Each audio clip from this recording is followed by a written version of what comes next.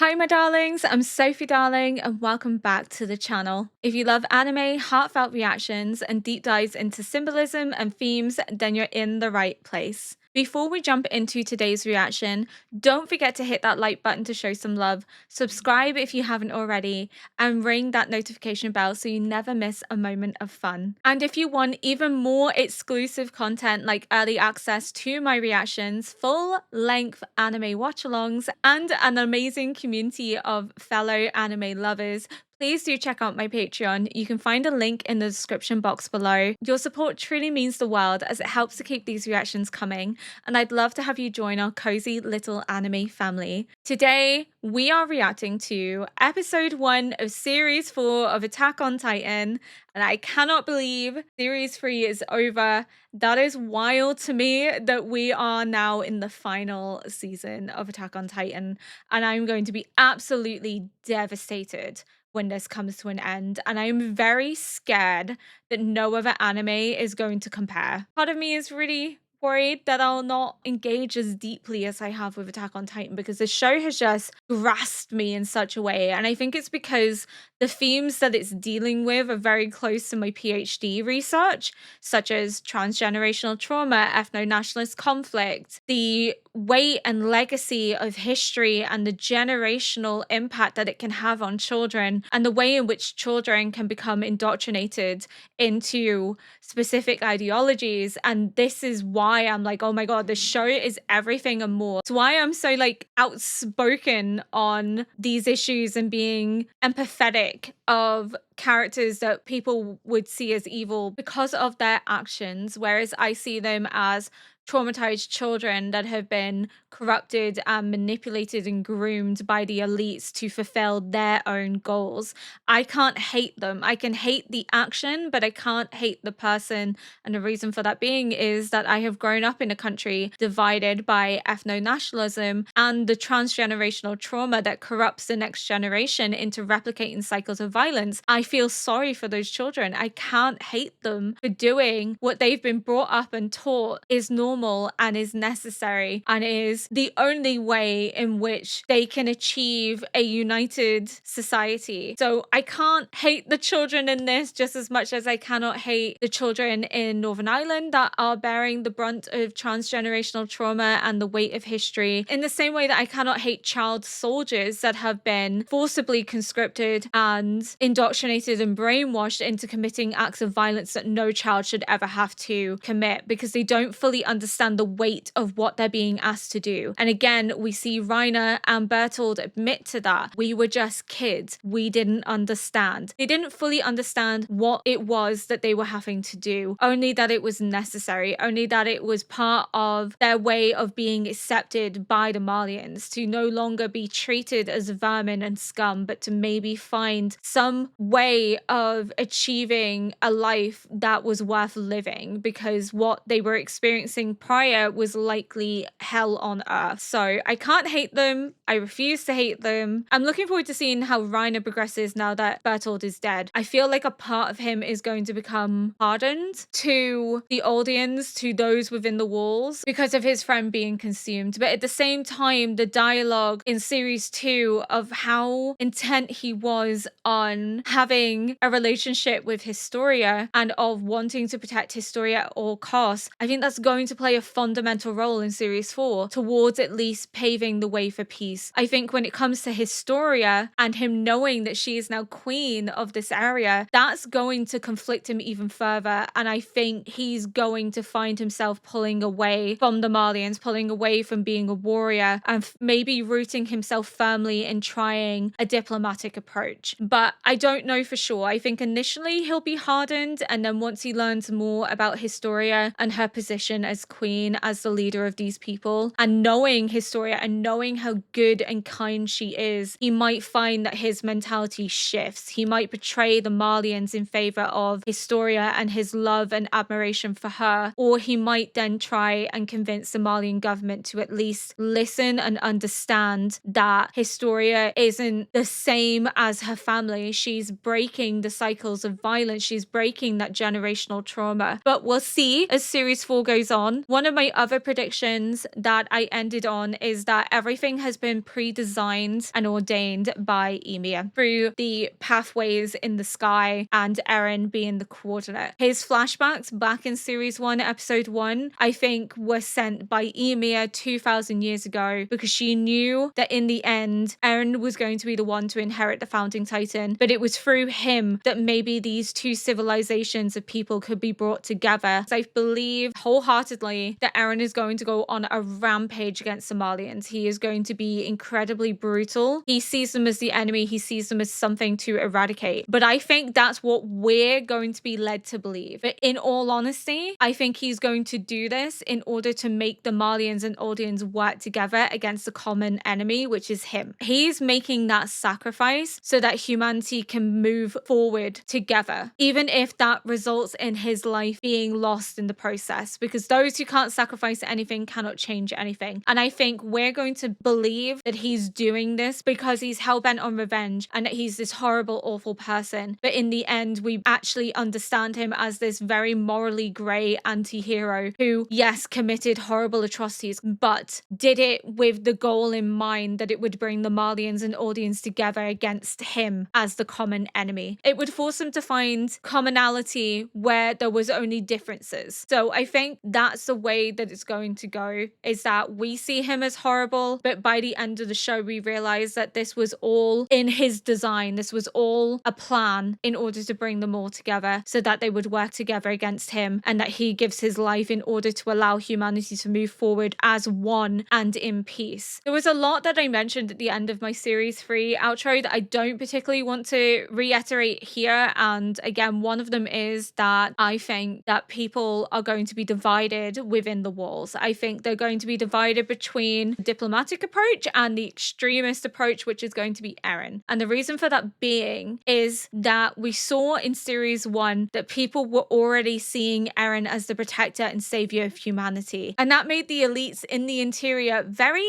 nervous because Eren symbolized something. He symbolized the hope of humanity. And I think we're going to see that again, but in extreme terms, because the people now know that they're at war, that there are people out there hell-bent on their destruction, on their erasure. And I think we're going to see extremist groups rise up who gravitate to Eren and begin to believe that what Eren goes on to do is right and justified. And Eren is going to use them as pawns in this ultimate plan to bring the Marlians and the Eldians together. But no one's going to know about it until the end. And we're going to think he's horrible, but he's actually not horrible. I think that's the way that the show is designing it. I think him and Armin are going to come into conflict about the way in which things are going. Armin strikes me as very diplomatic, and Eren strikes me as someone who is very emotional and leads with his heart rather than his head. But since series 2, there was the mention of them going on diverging paths. Why does Eren always end up away from us? And that was the conversation Mikasa and Armin had. And I believe that that's still something that's going to happen in series 4, is that we're going to see a split between them. Eren's going to go one way, Mikasa and Armin are going to go another. But Eren is going to die by the end of series 4 because there's been significant foreshadowing that Eren's death is coming. So I think the finale will deal with Eren's ultimate demise. There is no world in which Eren survives, and it's really stressed by the Lost Girls Part 3 OVA, where Mikasa dreams of this idealistic society in which things are different, in which there is no cruelty, where her parents survive, and where she meets Eren under better terms, where the walls are never kicked in. But she's even told then and there, you cannot change the fact that Eren will die. We also know that Eren only has 8 years left because of his Titan abilities. So inevitably, Eren is going to die, and I think that's going to be the finale. Ymir is not dead. Ymir is trapped because Historia never saw her as dead. She saw all these memory flashbacks, and there was Ymir in chains. So I don't think Ymir is dead. I think Ymir is being interrogated because she's obviously lived within the walls, so they're going to want to know as much information from her as possible. So I think they're going to interrogate her until they run out of information, and then they're going to appoint someone to take her Titan ability. But I don't think she is dead. But we also know that you can inherit more than one Titan, so that's going to be fascinating to see if potentially Eren ends up with a third, because at the moment Eren has 2, the Attack Titan and the Founding Titan. So theoretically, he could inherit a third at some point. There are two Titans that we haven't seen yet. So we'll possibly see those designs going forward, unless they're counting the quadruped as one, in which I will be incredibly angry because that is a horrible Titan and I absolutely hate it. I also think Eren is going to bring the Titans out of the walls at some point. There's just something about the way in which that was mentioned as a threat, and now I'm like, I think that's gonna happen. That just seems like something Eren would do. But yes, my biggest thing is that all of this has been planned and designed by Ymir 2,000 years ago, and that she has transmitted these memories across space and time to Eren before he ever inherited the Founding Titan, because she knew that that was the path he was going to go down, and that she needed to show him the direction in which he needed to go in order to ensure that everything that she wanted to play out happened. There was also the Attack Titan at the end of series 3 saying to Grisha, if you want to protect Mikazo and Armin, and not understanding why he was saying that. It was as if a memory had been transmitted to him, which I think is Ymir communicating through the pathways and coordinates to the owner of the Attack Titan in the future, to Grisha, because it's Grisha's son that will inevitably be the one in control of the Founding Titan. Another thing I'm really excited for in series 4 is to learn more about Zeke, because I started off hating the Beast Titan and I was like, I fundamentally hate him. He's the only character that I'm like, I don't care if he lives or dies. But then seeing how Grisha enforces his own views and ideology and hatred of the Marlians onto his son in order to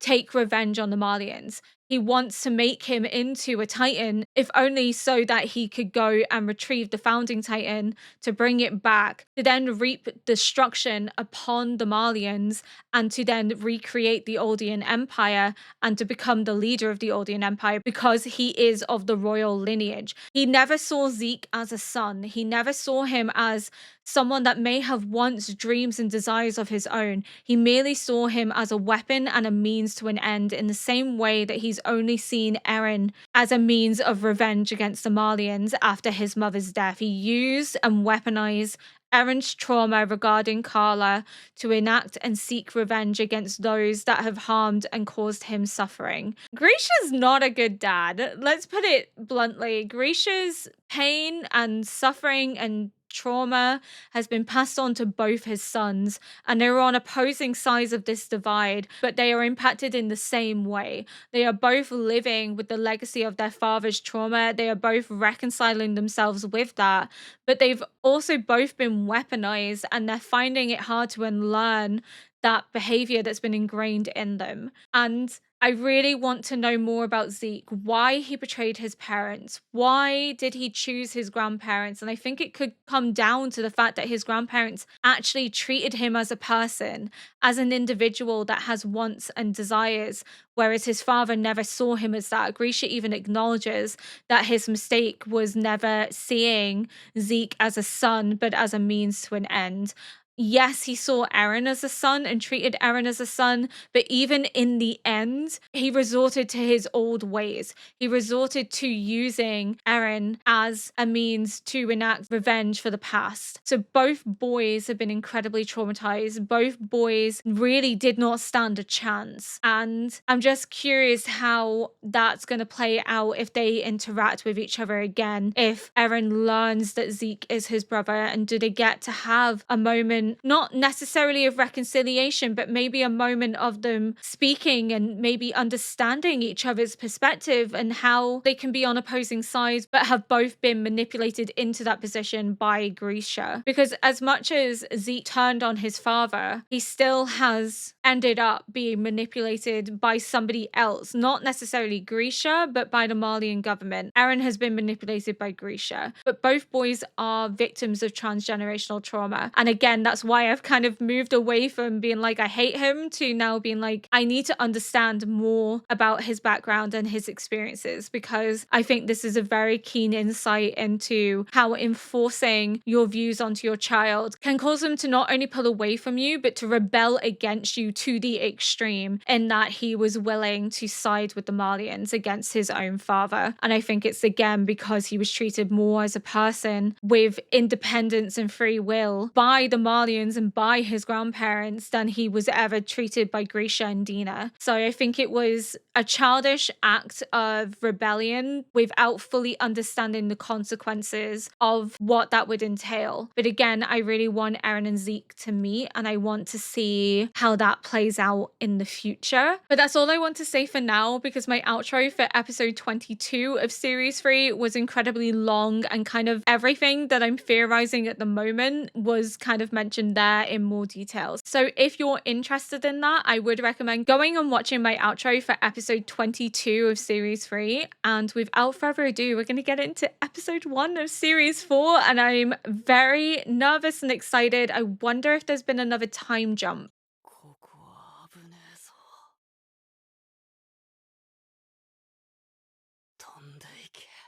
Oh fuck, so this must be in the midst of an all-out war.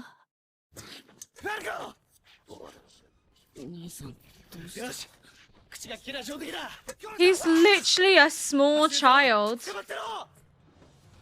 Oh my god, he's tiny.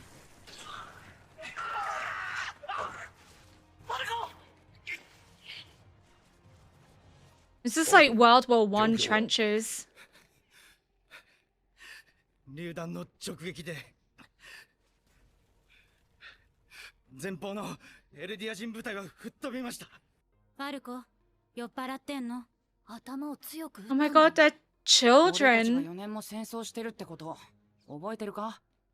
お前たち誰だ？ We've been in for 4 years. So has there been a 4-year time さ jump? っきまで剣持って飛び回ってなかったか。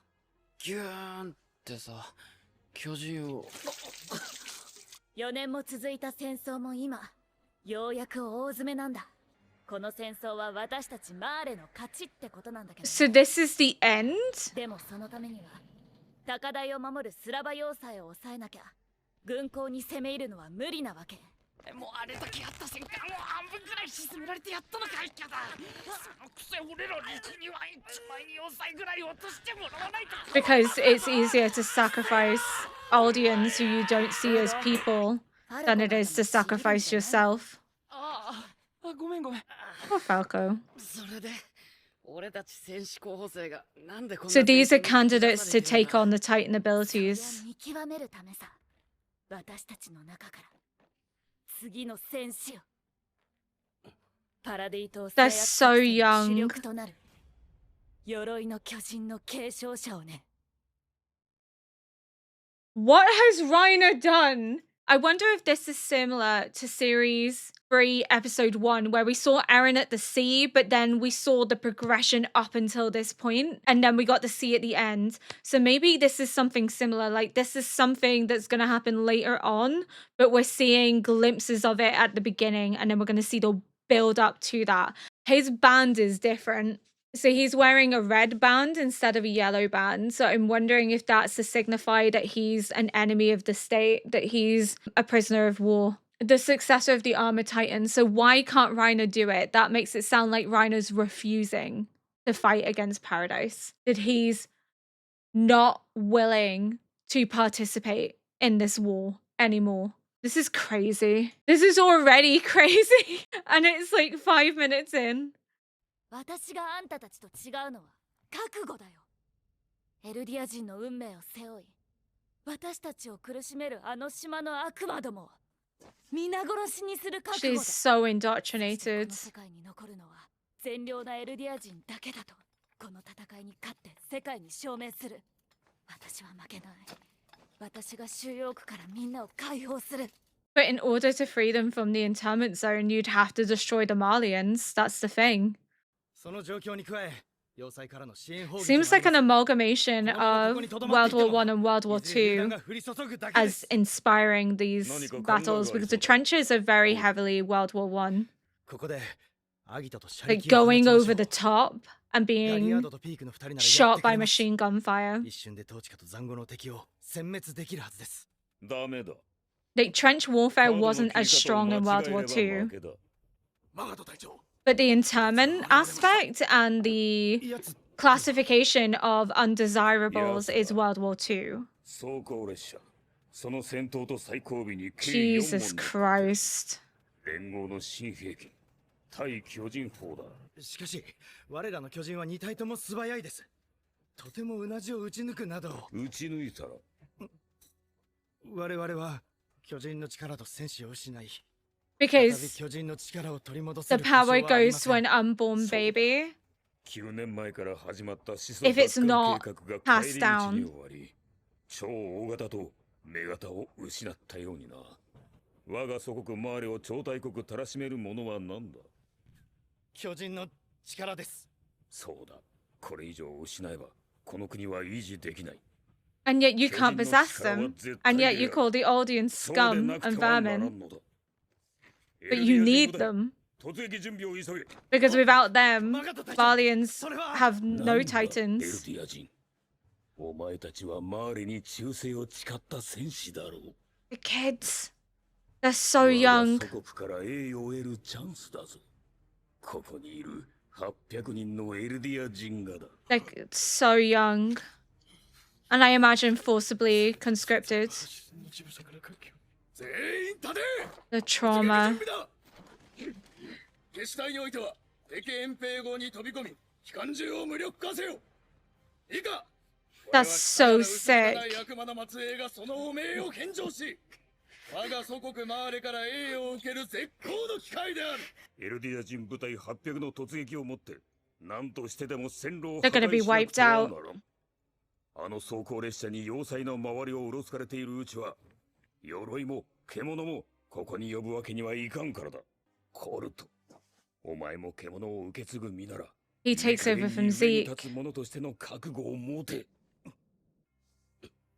Okay, so what it might be is that not necessarily that he's a prisoner when he's wearing the red, maybe that's to symbolize that he's a warrior, like he has a titan. I thought that they were trying to take the ability now. No, it just seems as if what they're doing is choosing the successor for the future. So the Beast Titan is still with Zeke, but we already know who the successor will be inevitably once Zeke weakens or they no longer have use for him. So this is just to determine who's going to take Reiner's place when Reiner is no longer of use. I thought it meant that they were going to do it now. Like, oh my god, like he's fucked up and he's done something and now they need to pick a candidate to quickly take his place. He must still be serving the Malian government at this point. So this is 4 years into the war that's begun. These kids, one of them will prove themselves and become Reiner's successor, but Reiner is still on the side of the Malians. So the red maybe just symbolizes that he's an Eldian with the ability to shift, that he possesses one of the 9 titans, and maybe that's his way of identifying himself and gaining respect. But so much for him being given Malian citizenship, because he's still forced to wear an armband even upon his return. じゃーん、私なら一人で走行列車を無力化できます。お前らを鍛えるのに国がいくら費用をかけたと思ってる。却下だ。確かに私はファルコたちなんかと違って逸材ですし、ここ私のような優秀な戦士は二度と現れないでしょう。しかもすごく可愛いし。ですが私が成功すれば800人のエルディア兵を失わずに済みます。 And if you die, 一人の有望な they've wasted time. 7本の手榴弾を失います。 Yeah, but they've wasted time training you. やはり私に800人のエルディア兵以上の価値があるとなれば仕方ありませんが。 Oh, she's very good at manipulating. 私を愛するあまり800の兵を捧げるということでした。わかった。 Very good at getting her own 私が way. 鎧を継ぐに値する戦士であることを証明してまいります。 My god, the music is so good. 女、それも子供、投稿しに来るようだ。いや、待て。エルディア人かもしれんだろ。しかし、様子がおかしい。足かせを引きずっているぞ。 She's manipulating them. 近い。きっとエルディア人だ。巨人化する前に撃て。バカ言え。 So this isn't a war between the Malians and the Audians within the war. This is their fight against somebody else on the continent, right? ここだ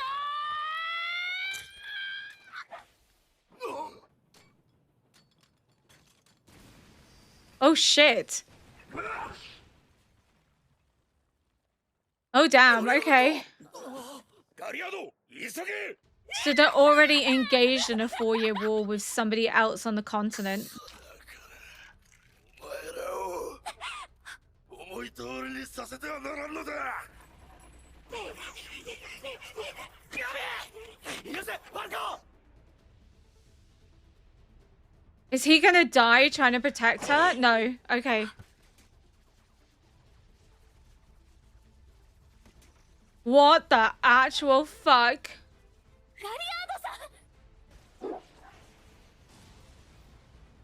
Okay, this is crazy.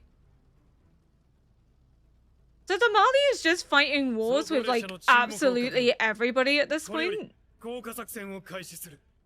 くれぐれも作戦通りに。ジークが矛となり、ライナーが盾となるのだ。 They're being dropped into the base to take it over. So they're at war with someone else. It's not the people from Paradise. They've put that on the back burner for the last 4 years, which is giving Paradise time to prepare, a chance to plan and get things in order. And they're going to vastly underestimate the people of Paradise. Following the Great Titan War, where the hero Helos led them to victory, Marley was revived as a formidable military power. Utilizing 7 of the 9 Titans as warriors, Marley conquers enemy nations with their overwhelming strength. In addition to their warriors, Marley's army, navy, and airborne forces assist in trampling their enemies. I'm so sorry for the confusion. I wasn't quite sure when this was taking place, so I had all sorts of theories, but I think I understand that this is them fighting against somebody else. Paradise is on the back burner, so they've now had 4 years of relative peace in order to get prepared for the war that's coming. But once they've ended this war, they're going to start going to war with Paradise. So the Marlians have just become as bad as the Aldeans in the past. They're warmongers as well. God.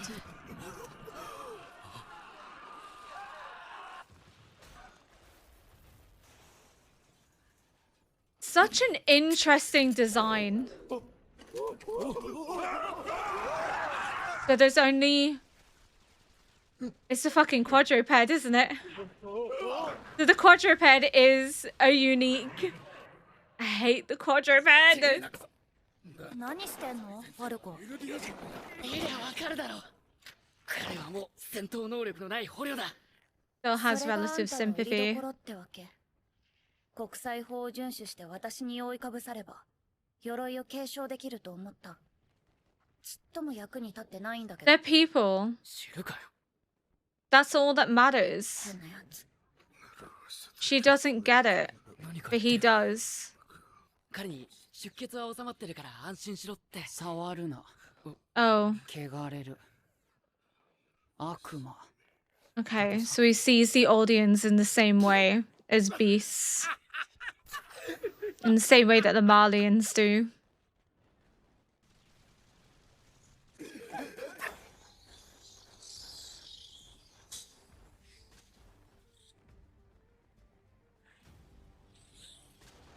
Are they just being dropped as normal Titans? Like, are they gonna turn into pure Titans?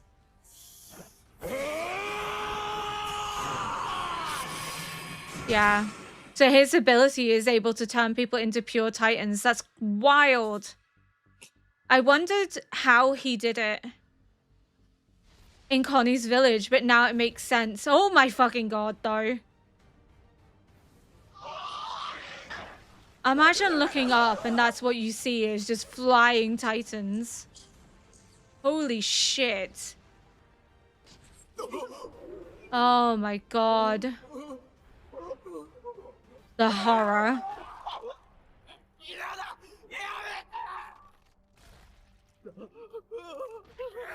Fucking hell. So is that what he's gonna take out? 29、1と数は把握した。しかし、 He looks so much older than 4 years. Like, is he supposed to be like early 20s 数 now? はもううんざりだ。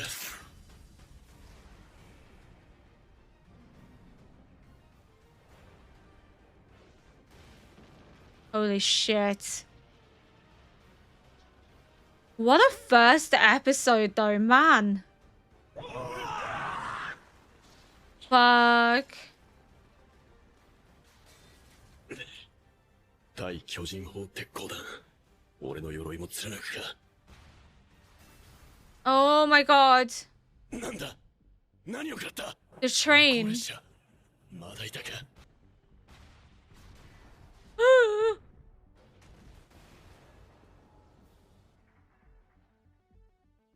Oh no.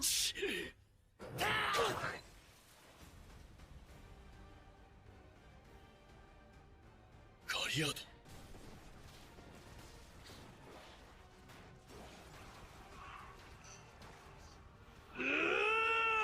My flabber is gasted. Holy. The animation. Insane. God, it is ramped up to like 100 already. And here comes Zeke. 俺たちの敗北が招いた戦争だ。ライナー。 How did it bring about this war, though? Was that explained and I missed it? 戦争って良くないよ A perfect game. これでようやく戦争が終わる。 Is it because they knew that some of their titans weren't here? And that's why they attacked the Marlians? な。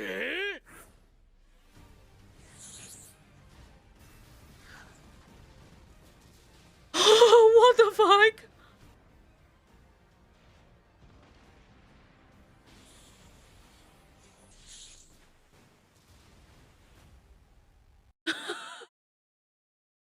連合艦隊の壊滅を受け、中東連合はマーレとの講和条約を締結。4年に及んだ戦争はマーレの勝利で終結した。 Holy shit. だが世界には巨人の力が全てを支配する時代が終わりつつあることを知られ、マーレは一刻も早く始祖の巨人を手に入れる必要に迫られた。 Mine is not dead. He'll recover. の猛攻により、スラバ要塞ついに陥落せし。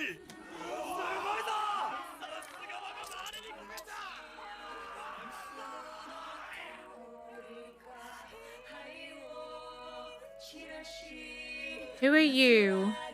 Are you an informant? Are you an insider? Who was that? Is that Jean? Is that Jean? Is he like infiltrating the Marlians? Like obtaining insider information? It kind of looks like Jean. What? Okay, so we've been introduced to the candidates for the succession of the Titans. So we know that Falco is in line against the others. This battle is the climax of a war that's lasted 4 years. Will technically resync the Mid-East Allied forces. That should have been the biggest sign to me. I don't know why I missed that. I think it's because like it just kind of throws you smack bang at the end of a war that you kind of like are confused. Because Series 3 is gearing up for like a war at the end of it. So in my head, I was kind of like, maybe. But then I saw the uniform and I was like, that doesn't make sense. That doesn't look like any uniform we've seen before. Gabby was so clever to like play on their sentiment that, oh, they could be audience, meaning she might be a Titan. Like, I don't want to shoot her because then she'll transform. But also like manipulating them based on the fact that she looks very innocent and small as a young girl. Cart is the quadruped, I guess, that we saw in Series 3. But he looks much bigger here than he did in Series 3. But I guess maybe part of your Titan ability is being able to control your size. Maybe that's part of his ability. But we now know how Zeke turned Connie's village. His ability allows him to transform them with a cry. Okay, there we go. The perceived hit to Marley's military might is what sparked this war because they lost the Colossal and the female Titan. So they were seen as weak. So they took the opportunity to attack the Marlians, to wipe them out, and to take control of their land because they've developed so much money into anti-Titan weapons. So it's not as simple of a war now. Titans are not this all-out brute strength that they used to be. They are at risk of being wiped out. They're at risk of dying. And the issue with them dying is that they can't control where the power goes to once the person's dead. The power transfers to a newborn baby. It doesn't necessarily transfer to someone in their control. So it could end up in an audience in the walls. It may end up with the enemy that they're attempting to target. That's wild. That is, oh my goodness, that's so wild to me. But these poor children are so brainwashed, and the audience don't have a choice. They're being forced into this battle. You can see that they are just traumatized. They're shell-shocked. They don't want to do this anymore. It's been 4 years of fighting, 4 years of being treated like cannon fodder, like they're disposable. Because there's the scene where he's getting bandaged and he's like, how can a Marleyan like me be shot? So it almost seems as if their whole force has been relying on sending the audience out first, having the audience bear the brunt of the casualties so that the Marleyans don't have to face the consequence of this war, that they don't have to be the ones to bear the brunt of the trauma and the violence and death. And just seeing the way that that guy kisses the locket, knowing that he may not come back, that he too has a family, but that's just overlooked because he's a beast. He's not worthy of respect because of his bloodline, because of his lineage. And the Suicide Squad will rush the bunker and disable the machine gun. The fact that they're not treated as people, they're not treated as individuals. They're seen as the spawn of the devil. And by contrast, you have this guy shaking and trembling, holding this locket of his loved ones, and is trying to pull it together, knowing that he may not come back, he may not get to see his family. At the same time, you have this commander saying, let your actions purge the disgrace of being spawn of the devil. These are people, and they're refusing to see them as people solely because their bloodline has granted them these abilities, because the trauma of the past and of that history leads them to seeing the audience as nothing more than disposable, as nothing more than vermin. They're refusing to find that common ground, refusing to find that commonality. And it's just so incredibly sad to see that war is brutal. War takes no prisoners. And as Zeke says, isn't war awful? Because even Zeke recognizes that this is not something that they necessarily want. Zeke was hoping that they could end everything then and there, that it wouldn't have to pursue.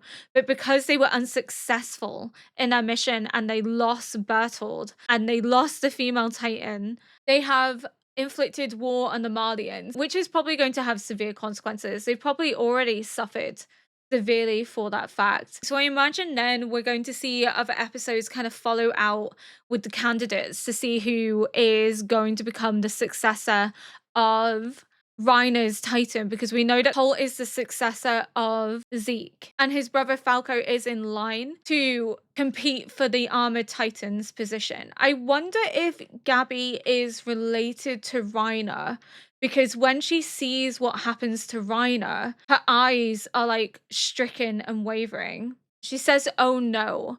And I don't think it's because she believes Reiner to be dead and his powers to be transferred, because she could still consume him and take the power then and there if that was the case. Because I imagine they're prepared for situations where like a Titan might fall in battle and one of the candidates, or at least the successor of the Titan in question, is close at hand to take over. She seemed emotionally stricken by the sight of Reiner falling, almost as if there's a familial connection there, almost as if there's something between them, that maybe they're related somehow, maybe she's close with his family, because she's not celebrating that the war is over. She's focused on Reiner and Reiner having fallen.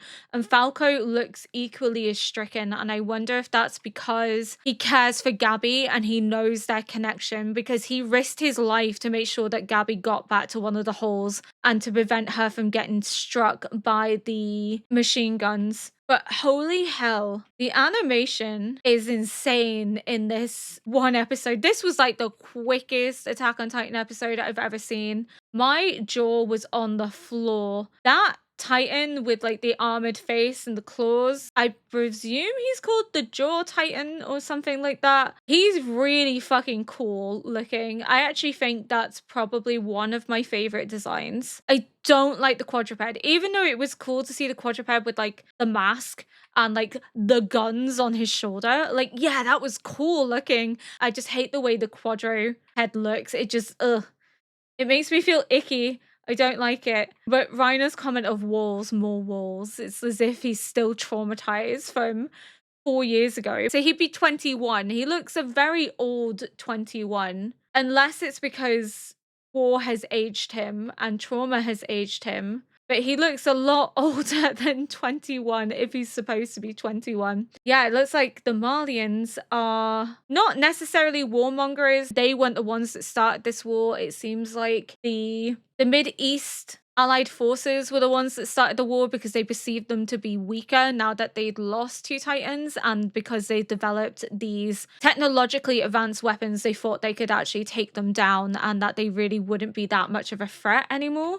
But it seems as if they were the ones that started it and the Malians are defending themselves in the process. We'll see how this plays out with Paradise. They said the Paradise Island operations are on halt. But that means then if it has been 4 years, Paradise have had 4 years to prepare, 4 years to get ready for what's to come. And that's just almost terrifying. It'll be very interesting to see what Hanji has cooked up in that time, because we all know Hanji is going to go full out on developing as much technologically advanced weapons as she can make possible. That's gonna be really exciting. Also, if that is Jean at the end, right, that means that they've already started to infiltrate the Malians.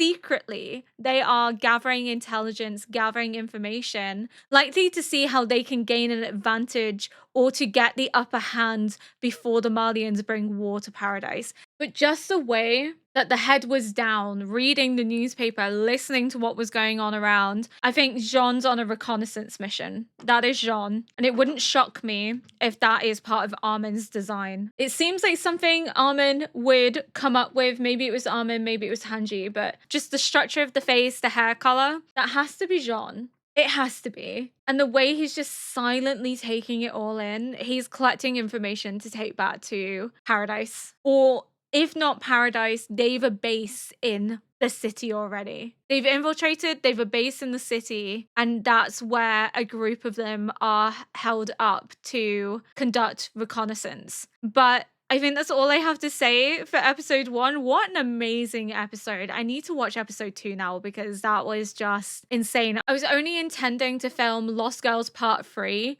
and the first episode of series 4 today, but after that episode, I have to watch the second one. Thank you so much for watching, and until next time, bye!